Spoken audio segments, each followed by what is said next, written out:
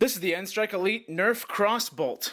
This is literally a crossbow, despite the fact that they've been making fake bow arms for ages. This cord is really substantial because it is actually getting used to prime and fire the dart. So that's kind of cool. Literally, right when you get this thing out of the box, these bow arms are already attached to this cord that runs through, and they just clip into the side of the blaster. They're not coming out, they're not going anywhere, and you're good to go.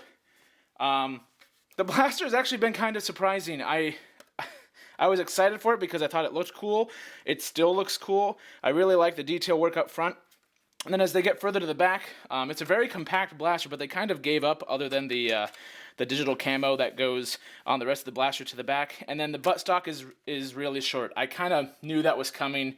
I need to measure. I may even think it's shorter than the Raider, not the Raider, the Raven. The Raven stock. Anyway, there is dart storage in the back, and it clips right in. You don't have to have this primed back in order to load a clip or a quick reload mag or whatever you want to call it in the back. And then literally just go back, and then forward, and fire. Now, you can't really fiddle around with the priming mech on this. I think that's what happened to me when this first happened. Ta-da! There's a nice chewed up dart. This is the first dart I got out of the blaster. The rest have been fine. I keep trying to get to jam again, and I can't. So, I don't know. Maybe it's because I made that joke a little while ago that it has 2 jam doors because it's going to jam a lot. And it's only just been the one. What is neat, they're nice and streamlined, which is one of the things I've just in general like about this blaster. But this back one here, you don't actually have to have closed in order to fire the blaster. You can see the mech working in there. It's actually kind of neat. But yeah, so stock's a little short for bigger people, or for people in general. You have to really get low on this thing to use the iron sights that are up top here. There are, clips here so you can put on a strap, something like that. Under here, you've got a slightly useless tactical rail.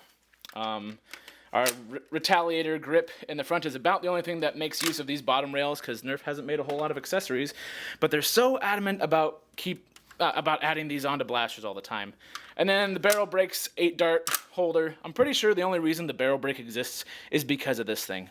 That's just my opinion.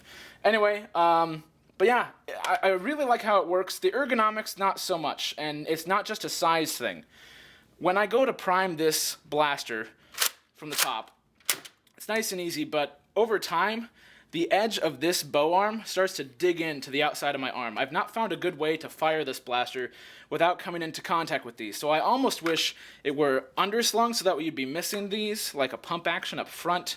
Because there's not really a good way to do top mount slide prime with this without coming into contact with these somehow, unless you're like shooting it from the hip all the time. I will also notice that it's not priming anymore. This does have, there's no more darts in here, and the magazine is still in. This does have a lock on it so that way it will not fire anymore when the darts are out. This is a feature I liked on the Strife, but I don't feel like it was very well implemented because it was an electronic lock, whereas this is an actual mechanical lock. I do like that quite a bit. But yeah, it's very sleek, very compact. There's a lot of funky internals that a lot of Nerf modders have never seen before inside this thing. But yeah, in general, it's fun to use. It's getting good ranges. It has a nice punch.